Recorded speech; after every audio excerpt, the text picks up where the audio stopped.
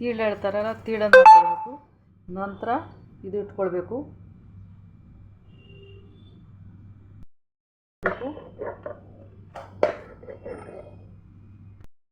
ಕಟ್ಟನ್ನು ಹಾಕ್ಕೊಳ್ಬೇಕು.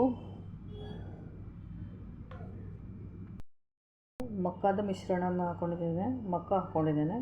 ಸ್ವಲ್ಪ ಫ್ರೈ ಮಾಡಿ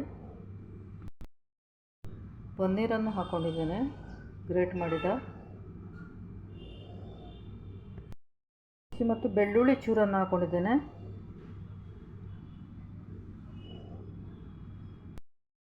ಮತ್ತು ಸ್ವಲ್ಪ ಕೋಬಿಯನ್ನು ಹಾಕ್ಕೊಳ್ತೇನೆ.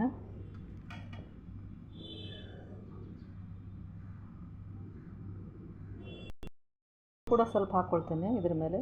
ಚೈನೀಸ್ ಅಂದಮೇಲೆ ಕಂದ ಲಸಣ ಬೇಕೇ ಬೇಕು. ಈ ಕಡೆ ಹಾಕ್ಕೊಳ್ಬೇಕು, ಈ ಕಡೆಯಿಂದ ಈ ಕಡೆ ಮತ್ತು ಈ ಕಡೆಯಿಂದ ಈ ಕಡೆ ಹೀಗೆ ಮಾಡ್ಕೊಳ್ಬೇಕು.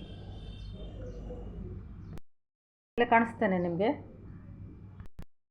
ಲಟ್ಸಿ ರೆಡಿಯಾಗಿದೆ. ಈಗ ಟೇಸ್ಟ್ ಬರಬೇಕು. ನಾನು ಚೈನೀಸಿಗೆ ಉಪಯೋಗಿಸ್ತಾರಲ್ಲ ಅದೇ ಬಾಜಿನೇ ಯೂಸ್ ಮಾಡಿದ್ದೇನೆ. ಈಗ ಇದನ್ನು ಪರ್ತ್ಕೊಳ್ತೇನೆ.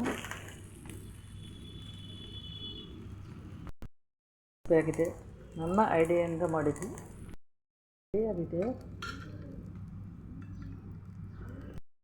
ಬಟರನ್ನು ಹಾಕ್ಕೊಳ್ತೇನೆ.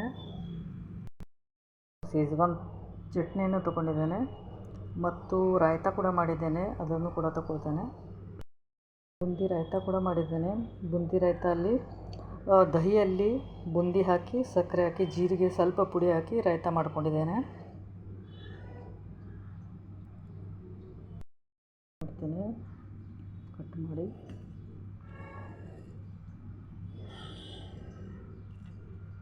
ಮಸ್ತ್, ತುಂಬ ಚೆನ್ನಾಗಿದೆ. ಡಿಪ್ ಮಾಡಿ ತಿಂತೇನೆ. ಯಮ್ಮಿ. ಅಭಿಪ್ರಾಯ ತಿಳಿಸಿ ಹೇಳ್ತಾ ಇವತ್ತಿನ ರೆಸಿಪಿಯನ್ನು ಮುಗಿಸ್ತಾ ಇದ್ದೇನೆ. ಬಾಯ್ ಬಾಯ್, ಟೇಕ್ ಕೇರ್.